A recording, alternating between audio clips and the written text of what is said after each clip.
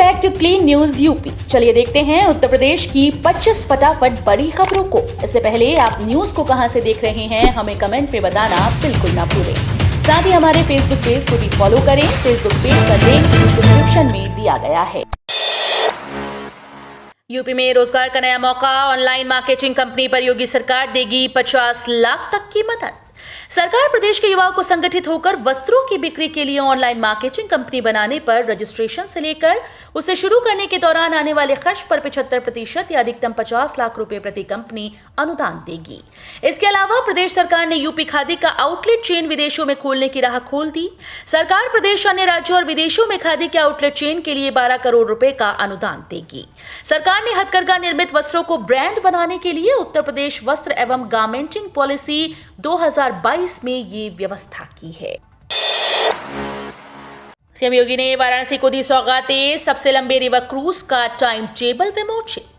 मुख्यमंत्री योगी आदित्यनाथ शुक्रवार को वाराणसी पहुंचे। उन्होंने वाराणसी को कई सौगातें दी। उन्होंने सिगरा स्थित अंतर्राष्ट्रीय कन्वेंशन सेंटर रुद्राक्ष में पीएम नरेंद्र मोदी के व्यक्तित्व और कृतित्व पर आधारित 7 दिवसीय चित्र प्रदर्शनी का उद्घाटन किया। वाराणसी से डिब्रूगढ़ तक चलने वाले दुनिया के सबसे लंबे रिवर क्रूज के टाइम टेबल का विमोचन किया गया।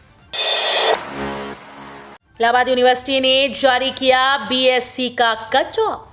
बीएससी गणित, बीएससी जीव विज्ञान और बीएससी गृह विज्ञान की 1184 सीट्स पर प्रवेश के लिए कट ऑफ जारी किया गया।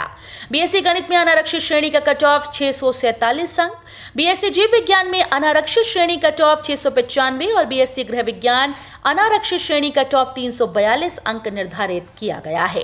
पंजीकरण और दस्तावेज ऑनलाइन अपलोड करने की प्रोसेस 13 नवंबर सुबह 9:30 बजे से शुरू होगी और 14 नवंबर की सुबह 11:30 बजे तक चलेगी। बुंदेलखंड के कठिया गेहूं को योगी आदित्यनाथ सरकार दिलाएगी राष्ट्रीय पहचान। उत्तर प्रदेश के बुंदेलखंड में उगने वाला कठिया गेहूं पूरे देश में प्रसिद्ध है। योगी आदित्यनाथ सरकार कठिया गेहूं का उत्पादन करने वाले किसानों को उनकी उपज का बेहतर मूल्य दिलाने के लिए कई तरह से उन्हें प्रोत्साहित कर रही है। झांसी में किसान उत्पादक संगठन बनाकर कठिया गेहूं के उत्पादन से जुड़े किसानों को इससे जोड़ा जा रहा है, जिससे कि उन्हें उपज का बेहतर मूल्य मिल सके। इसके साथ ही बुंदेलखंड के कठिया गेहूं को राष्ट्रीय स्तर पर पहचान दिलाने की कवायद चल रही है। योगी आदित्यनाथ सरकार की अब रिश्वतखोरों पर और पैनी नजर। खुलेंगी 8 नई एसीओ यूनिट। उत्तर प्रदेश के सरकारी विभाग में व्याप्त भ्रष्टाचार पर कड़ाई से अंकुश लगाने के लिए योगी आदित्यनाथ सरकार ने एक और अहम निर्णय लिया। अब रिश्वतखोरों पर पैनी नजर बनाए रखने के लिए राज्य के सभी मंडलों में भ्रष्टाचार निवारण संगठन की यूनिट्स होंगी। इसके लिए 8 नई यूनिट्स के गठन के प्रस्ताव को मुख्यमंत्री योगी आदित्यनाथ ने हरी झंडी दी है। मृतक आश्रित कोटे पर हाईकोर्ट का अहम फैसला। इस वजह से वापस ली जा सकती है नौकरी। इलाहाबाद हाईकोर्ट ने आश्रित कोटे में नियुक्त कर्मचारी द्वारा परिवार के अन्य सदस्यों की देखरेख की जिम्मेदारी पूरी न करने के मामले में 3 माह में उचित निर्णय लेने का निर्देश दिया।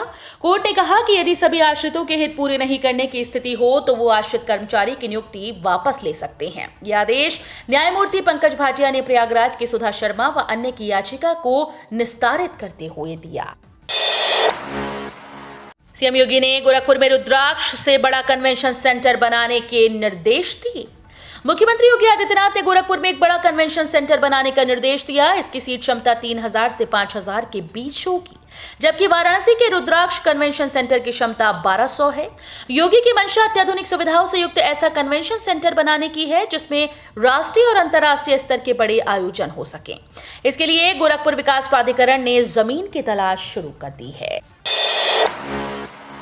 शहीद एक्सप्रेस समेत 20 ट्रेन में लगेंगे अतिरिक्त कोच। पंजाब पूर्वांचल के लिए घटेगी वेटिंग। पंजाब व पूर्वांचल की ट्रेन में बड़ी वेटिंग घट जाएगी। रेलवे ने गाड़ियों में रश को क्लियर करने के लिए अतिरिक्त कोच लगा रही हैं। बेगमपुरा शहीद समेत 10 जोड़ी ट्रेन में एसी व स्लीपर कोच लगाए जाएंगे। ट्रेन में अतिरिक्त कोच 11 से 30 नवंबर तक लगेंगे। अतिरिक्त कोच से यात्रियों को बर्थ मिलने की संभावनाएं बढ़ गई हैं। दिवाली और छठ पूजा के पहले से शुरू हुई ट्रेन में भीड़ कम होने का नाम नहीं ले रही। नवंबर माह में भी पंजाब और लखनऊ वाराणसी जाने वाली गाड़ियां बिल्कुल पैक हैं। यूपी रोजगार मेले के लिए कर सकते हैं रजिस्ट्रेशन। उत्तर प्रदेश सरकार सरकार राज्य में बेरोजगार युवाओं के लिए रोजगार के अवसर पैदा करने के लिए यूपी रोजगार मेला आयोजित करती है। सभी इच्छुक नौकरी चाहने वाले रोजगार मेले के पंजीकरण कर सकते हैं और रोजगार विभाग की आधिकारिक वेबसाइट sevayojan.up.nic.in पर लॉग इन कर सकते हैं। आगामी रोजगार के अवसरों का लाभ उठाने के लिए उम्मीदवार निजी सरकारी नौकरी रिक्ति सूची ऑनलाइन देख सकते हैं या अपने जिले में आयोजित होने वाले आगामी रोजगार मेले की सूची देख सकते हैं। प्रतिभागी बनने के लिए बेरोजगार उम्मीदवारों को सबसे पहले यूपी सेवायोजन पंजीकरण करना होगा, इंटरव्यू देने के लिए लॉगिन करना होगा और अपनी नौकरी प्रोफाइल के अनुसार अप्लाई करना होगा। मिड डे मील को लेकर बेसिक शिक्षा विभाग का बड़ा आदेश, स्कूल बंद होने तक सुरक्षित रखा जाएगा नमूना। सरकारी स्कूल में प्रधानमंत्री पोषण योजना के तहत दिए जाने वाले खाने का सैंपल स्कूल के बंद होने तक रखा जाएगा।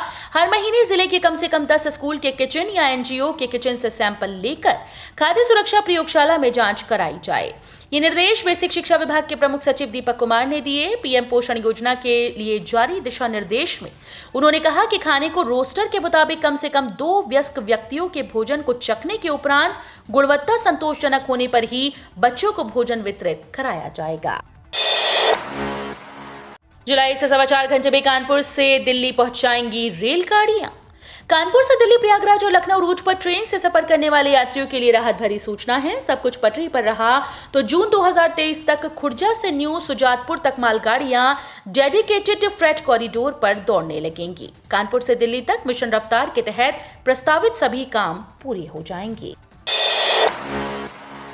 नीट के बिना मेडिकल कोर्सेज के लिए योग्यता 10+2 में 40% नंबर जरूरी। किसी भी मान्यता प्राप्त बोर्ड से छात्र 10+2 पास होने चाहिए और 10+2 में उनके कम से कम 50% नंबर होने चाहिए। 10वीं के बाद साइंस होना जरूरी है, जैसे फिजिक्स, केमिस्ट्री, जूलॉजी या बॉटनी, बायोलॉजी। साथ ही मुख्य विषय के रूप में अंग्रेजी का होना भी जरूरी है। एमबीबीएस में एडमिशन के लिए एडमिशन के समय स्टूडेंट की न्यूनतम आयु 17 साल होनी चाहिए और अधिकतम आयु 25 साल होनी चाहिए। रिजर्व कैटेगरी के स्टूडेंट्स के लिए 10+2 में 40% नंबर जरूरी है। आगरा में आई 3,750 मीट्रिक टन डीएपी कल से बंटना शुरू। अक्टूबर के महीने से डीएपी के लिए परेशान घूम रहे किसानों को अब राहत मिली है। आगरा में इफ्को की रैक लगी है। इसमें 3,750 मीट्रिक टन डीएपी आगरा को मिली। अधिकारियों ने डीएपी को सहकारी समिति और केंद्रों पर पहुंचा दिया है। शुक्रवार से इन केंद्रों से डीएपी वितरण शुरू की गई। शहर की 3 मुख्य सड़कों पर ट्रैफिक डायवर्शन। आगरा में सीवर और पानी की पाइपलाइंस को बिछाने की वजह से जल निगम और जलकल विभाग ने 3 मुख्य सड़कों को खोदकर ट्रैफिक बंद कर दिया। इसके लिए न तो कोई वैकल्पिक मार्ग तैयार किया गया और न ही ट्रैफिक पुलिस ने ट्रैफिक डायवर्जन की सूचना दी। इससे जीवनी मंडी रोड, आवास विकास कॉलोनी और बोदला मारुति स्टेट रोड बंद हो जाने से 1 लाख से ज्यादा लोग परेशान रहे। विभाग के मुताबिक ये दिक्कत दिसंबर माह तक रह सकती है। श्रृंगार गौरी की पूजा के अधिकार के 17 नवंबर और ज्ञानवापी में उर्स की सुनवाई 5 दिसंबर को। ज्ञानवापी मामले में स्वामी अविमुक्तेश्वरानंद की ओर से भगवान आदि विश्वेश्वर के राग भोग की मांग के प्रार्थना पत्र पर सुनवाई नहीं हो सकी। पीठासीन अधिकारी के अनुपस्थित रहने से सुनवाई की अगली तिथि 17 नवंबर तय की गई। ये मामला सिविल जज सीनियर डिवीजन की अदालत में है। वहीं ज्ञानवापी परिसर में कब्रों के होने की बात कहते हुए उर्स और अन्य धार्मिक गतिविधि की मांग को लेकर मुख्तार अहमद समेत अन्य की ओर से दाखिल प्रार्थना पत्र पर सुनवाई हुई। इसमें वादी की ओर से ज्ञानवापी परिसर में एडवोकेट कमिश्नर की कार्रवाई की मांग की। साफ रहेंगे ट्रैक। आगरा रेल मंडल के सभी कोच में बायो टॉयलेट लगाए जाएंगे।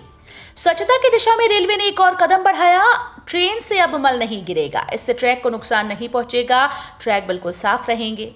आगरा रेल मंडल के सभी कोच में बायो टॉयलेट लगाए गए हैं। बायो टॉयलेट के प्रयोग से हर दिन हजारों लीटर पानी की बचत होगी। आजम खान के बहाने सपा की जमीन खींच रही मायावती। इमरान मसूद ने संभल से शुरू किया काम। मायावती ने कांग्रेस और सपा में रह चुके इमरान मसूद को जब अक्टूबर में पार्टी में शामिल किया था और उन्हें पश्चिम यूपी की कमान दी थी, तभी से कयास लगने लगे थे कि वो अपनी रणनीति बदल रही हैं। माना जा रहा था कि इमरान मसूद के जरिए वो ऐसे वक्त में मुस्लिम वोट पर फोकस कर सकती हैं जब अल्पसंख्यक समुदाय के सपा से नाराज होने की चर्चाएं चल रही हैं। खासतौर पर आजम खान की विधानसभा सदस्यता छीनने, मुकदमे लगने और उन पर एक्शन ने ये सवाल खड़ा किया कि अखिलेश यादव खुलकर क्यों नहीं बोलते। अब मायावती के दूत बने इमरान मसूद ने यह संदेश मुस्लिमों में देना शुरू कर दिया है। मंदिर पक्ष ने हाईकोर्ट में कहा, तार्किक निष्कर्ष के लिए पुरातात्विक सर्वे जरूरी। ज्ञानवापी परिसर का भारतीय पुरातत्व विभाग से सर्वे कराने पर लगी रोक के खिलाफ मंदिर पक्ष की तरफ से कहा गया कि तार्किक निष्कर्ष तक पहुंचने के लिए जांच बेहद जरूरी है। प्रथम दृष्टया सच बाहर लाने के लिए एएसआई यानी पुरातत्व सर्वेक्षण विभाग से विवादित परिसर का सर्वे कराया जाना चाहिए। सर्बानंद बोले, 25 साल में भारत को आत्मनिर्भर बनाने के लिए प्रतिबद्ध है। केंद्रीय पत्तन, पोत परिवहन और जलमार्ग मंत्री सर्बानंद सोनोवाल ने शुक्रवार को कहा कि प्रधानमंत्री नरेंद्र मोदी के कुशल नेतृत्व में अगले 25 साल में भारत को आत्मनिर्भर बनाने के लिए प्रतिबद्ध हैं। इसके लिए प्रधानमंत्री गति शक्ति योजना देश के विकास में मील का पत्थर साबित होगी। सोनोवाल ने उक्त बातें वाराणसी में 7 सामुदायिक जेट्टी का लोकार्पण और 8 जेट्टी का शिलान्यास के अवसर पर कही। रूस का सस्ता तेल अमेरिका को बेच रहा है भारत। रूस से तेल खरीद पर रोक लगाने के बाद अमेरिका ने देश में तेल की आपूर्ति को बनाए रखने के लिए भारत की ओर रुख किया। मार्केट सूत्र के अनुसार ग्लोबल ऑयल ट्रेडर्स, वाइटल और ट्रैफिग्यूरा दोनों ने भारतीय रिफाइनरी नायरा एनर्जी से $10 से $15 प्रति बैरल के हिसाब से एक कार्गो वैक्यूम गैस ऑयल खरीदा। सूत्रों की माने तो दिसंबर में यह कार्गो भारत के वादीनार पोर्ट से अमेरिका या यूरोप जाएगा। वीडियो एक प्रकार का कच्चा तेल है जिससे गैसोलीन और डीजल बनाया जाता है। यूक्रेन के साथ युद्ध के कारण रूस कई प्रतिबंधों का सामना कर रहा है। यूएस ट्रेजरी सचिव जेनेट ने भी किया स्वीकार, विश्व की सबसे तेज बढ़ती अर्थव्यवस्था में से एक है भारत। भारत दुनिया के सबसे तेजी से बढ़ती प्रमुख अर्थव्यवस्थाओं में से एक है। आजादी के 75वें वर्ष का जश्न मना रहा भारत G20 के अध्यक्ष बनने की तैयारी कर रहा है। अमेरिकी राष्ट्रपति जो बाइडेन ने कहा कि भारत अमेरिका के अपरिहार्य भागीदारों में से एक है। मुझे यहां आकर खुशी हो रही है। ये बातें इंडोनेशिया में आयोजित G20 सम्मेलन में शामिल होने से पहले अमेरिका ट्रेजरी सचिव के रूप में पहली बार भारत पहुंची जेनेट येलेन ने US India economic and financial partnership में कही। केरल का रोबोट चंद मिनटों में साफ करेगा मैनहोल, जहरीली गैस से बचेंगे सफाई कर्मी।